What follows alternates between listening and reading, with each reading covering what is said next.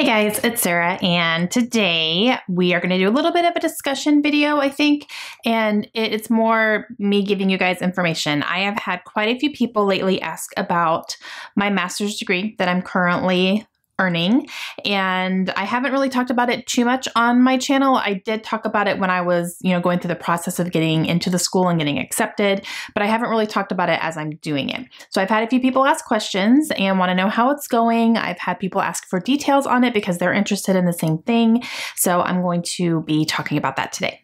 So I am getting a master's degree in library and information sciences, and that is a degree that you can use for a multiple of different things. But, if you want to work in a public library or kind of, work your way up to even being a library director or, curating or in an academic library, anything like that, a lot of those types of positions will require you to have an MLIS, which is a Master's in Library and Information Sciences.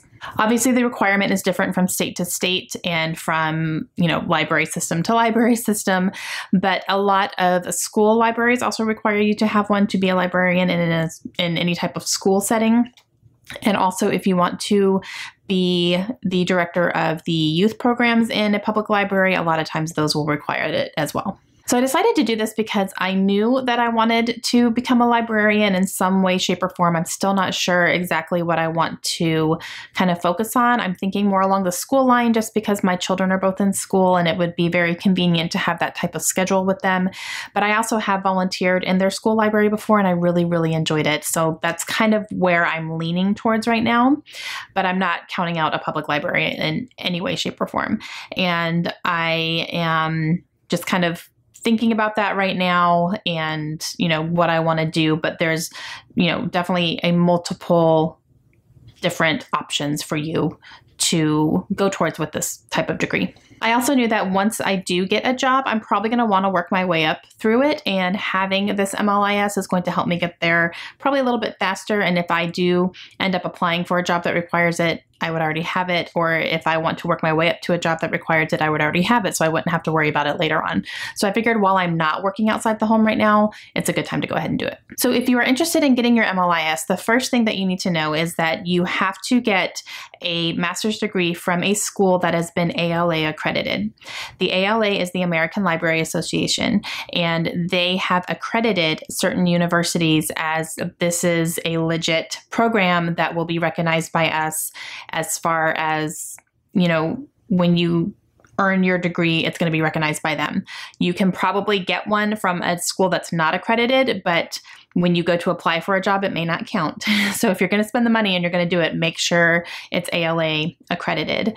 I do attend a school in Florida because that is where I am a resident. We're currently living here. And I had to do some research to figure out which schools had an ALA accredited program. And there were only two. One is Florida State University, and the other one is South Florida University. And I am going to South Florida. That's the one that I applied and got into. And I'm doing it all online because I do not live in Tampa, but I do live in the state of Florida. So I'm doing an online thing. I did have to take a GRE test in order to get into the program because my college grades GPA was not high enough to just automatically get in. It was actually pretty steep. You had to have, I think, a 3.5 or above, and I did not have that. And I mean, these scores were from 15 years ago. I graduated college in 2002. So it was like, okay, that's coming back to bite me. So do good in your schools for sure. But I did have to take the GRE in order to get in. I actually still didn't make the highest scores that I needed to on the GRE. I did do highly in the math, but I didn't meet the requirement for the language arts. So I wasn't sure if I was even going to get in still. But they did go ahead and approve me, but I had a limitation on it because I didn't get the highest scores that I needed. And but basically my limitation was I have to make a 3.5 or above in my first 3 classes that I took, and one of them had to be a specific class that I took. So if I got a 3.5 or above with those 3 classes, then I would automatically be, good to go, good standing, all that. And I definitely did that. I actually got a 4.0. I have had people ask what is required for this program. And it probably differs between universities and states, whichever one you decide to go to. So I can only speak to what I'm personally going through and what I have to do.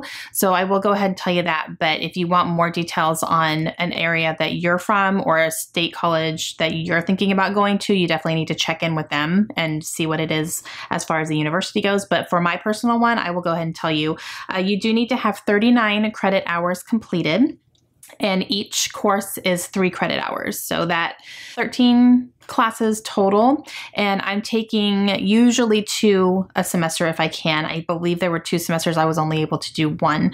But if I can, I'm doing 2. It just depends on, what I have going on. And over the summer we were moving, so I only took 1, things like that. But for the most part, I'm trying to do 2 classes a semester. So 18 of those credit hours need to be core classes, which are chosen for you. You have to do 18 hours of these specific classes. And these are the classes that are really going to teach you the core values of being a librarian and working in a library and creating a collection and, different aspects of what you're going to have to endure during these jobs and, things you're probably going to encounter. I also have to complete a technology elective, which is 3 credit hours. So it's only 1 class and it is kind of picked for you already, but you can also work with your advisor. And if there's something else that you can substitute for it, you can, but it has to be approved that way. So I'll probably just take what's already there. I'm not really knowledgeable in different types of technology programs yet. So I think that would probably be something that's beneficial for me. Then 18 of those credit hours are electives. So those are the ones that they're listed. You can kind of pick and choose which ones you want to take. Some of them are going to specialize in, if you want to work in a school library, it will specialize in something like that. If you want to work with kids, you can do something like that. If you want to work with adult programs, you can do something like that. So it's kind of a little bit more catered to where you think you want to go in your career.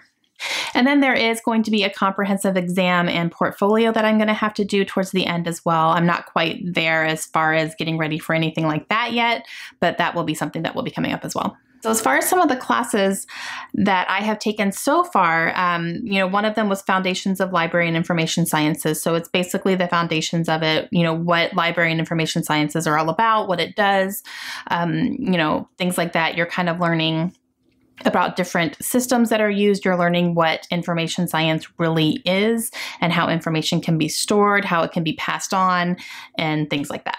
I've also taken Organization of Knowledge, which was a very interesting one. And that one is definitely talking about how things are categorized. And we talked about the Dewey Decimal System and how that came about and, going into different types of systems that organize all the information that's in the library and what's beneficial and what works and what doesn't. And it was very, very interesting. And the way that a lot of nonfiction are categorized is a very specific way, which I never understood until I took this class because, usually in the nonfiction section, it doesn't have it categorized by like nonfiction and then the author's name. It's actually categorized by numbers. And that's because the numbers represent different types of information. So you're going to have all your biographies in one place and there's a number attached to that. And there's going to be, like World War II strategies and another one. And it goes really in depth about all that stuff. So that was very interesting, a little confusing, to be honest. There were just numbers everywhere and it's kind of hard to keep some of it straight, but it was very interesting. I didn't know that there were so many subcategories for nonfiction and that was how it tends to be distributed.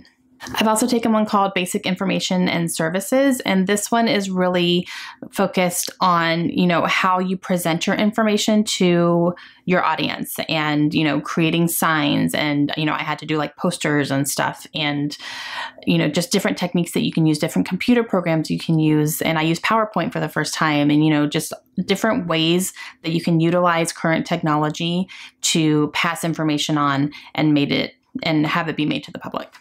Along that kind of same line, I've also taken Preparing Instructional Media, and this was an elective that I picked.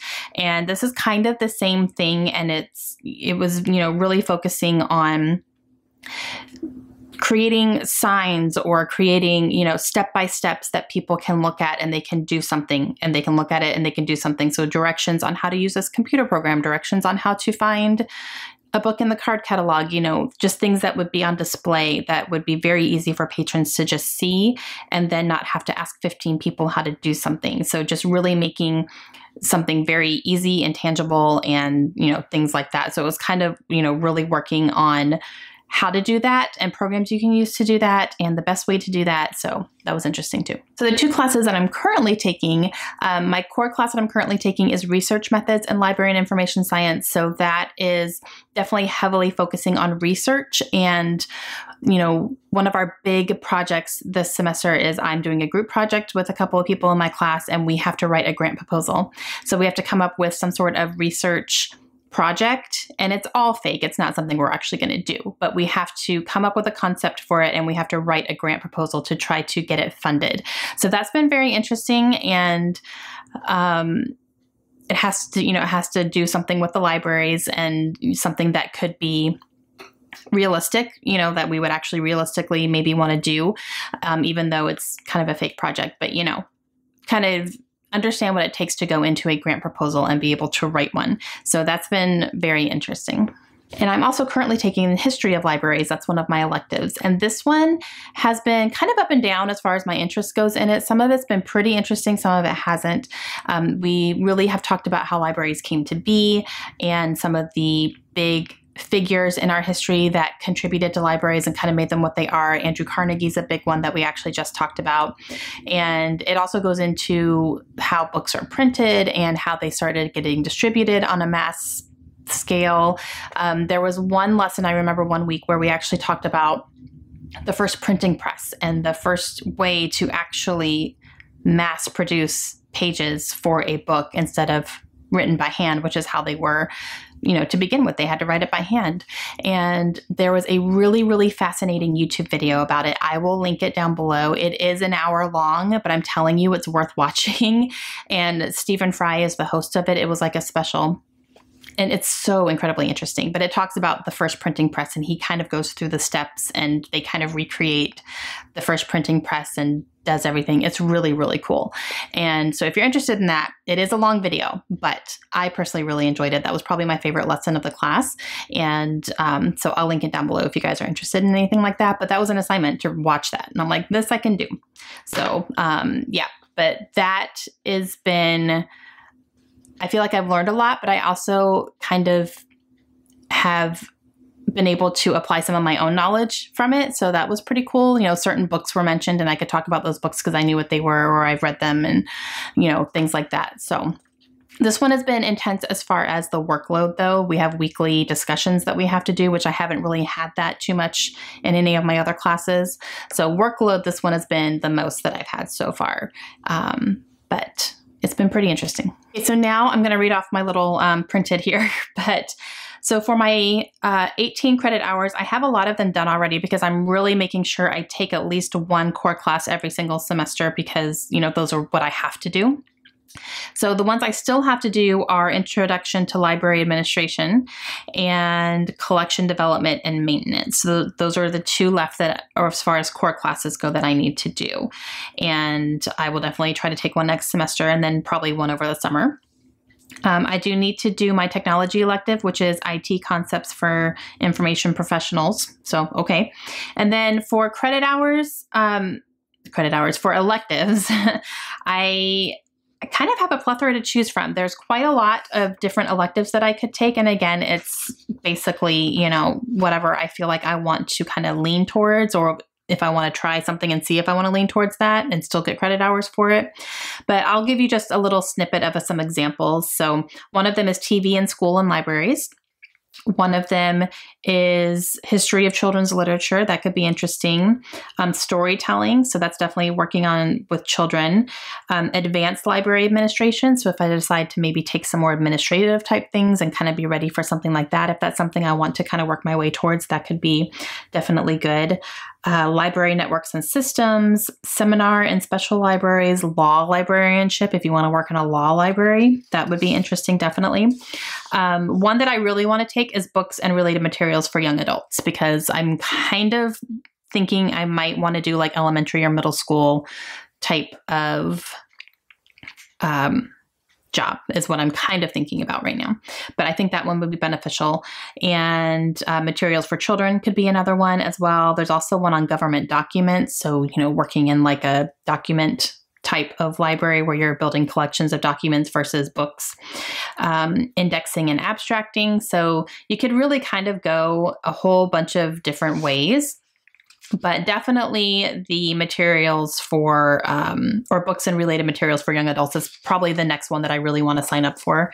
I haven't been able to get it yet because the last time I went to go try to sign up for it, it wasn't available that semester. So I need to try to find it available so I can take it. But that's kind of like that's what I want to go for next. But yeah, so that's where I am. After this semester is done in December, I will be halfway through. So I will have 6 credit hours and I will still have, not 6 credit hours, sorry, 6 classes, which is 18 credit hours. So I'm halfway there, basically, is what the deal is. And yeah, I'm excited. I've been enjoying it. It hasn't been as challenging as I thought it was going to be, quite honestly. I mean, this is a master's degree. And sometimes when I'm in the discussions and, you know, we're talking about things amongst ourselves and, you know, it's all online, but I'm really sometimes get lost in some of the language that people use. And I think it's a lot of younger people who have started this like right after college. So they're still in school mode. I've been out of school mode for 15 years, guys. I'm just like, yep, I've been out of it. So I'm kind of trying to get my head back in that mind frame and making sure that I'm not talking too simply and making sure that I know what I'm talking about and that I'm driving my point and that, you know, anything I can add to it. My husband calls it fluff. I got to fluff it up. You know what I mean? So just don't make it too simple, but don't make it overly complicated either. So I'm kind of trying to find that balance, but I think I'm doing an okay job. And so far I have all A's. So I've aced everything that I've done so far, which is amazing. So I'm very, very grateful for that. My professors have been awesome as well. They've been very accommodating. And even when we had Hurricane Michael come through, we all got an extension on one of our assignments because, you know, a lot of us live in Florida and we were impacted by it. So just, you know, things like that. But okay, I think that's it. That is what I have been experiencing with my master's degree so far. Again, I'm only halfway through, so I think I have another, you know, year and a half to finish it up. And one of those semesters will probably need to be 3 classes, but it would probably be a lot, but it's okay. Like, just, I want to get it done. And I think after I earn this is when I'll probably start looking for a job. I think I'd kind of like to have it under my belt. That way I'm not working and going back to school. That's kind of my game plan right now. And I'm very fortunate to, you know, have our family situation where I can do that. So I don't take that for granted at all. Okay, that's it. Let me know if you guys have any questions at all. Again, I'll link that YouTube video down below that we watched for our class that I just thought was incredibly fascinating. And yeah, I hope you guys have a great day. But again, any questions you have, leave them down below and I will answer them as best as I can. And I will talk to you guys again soon. Hope you have a great day.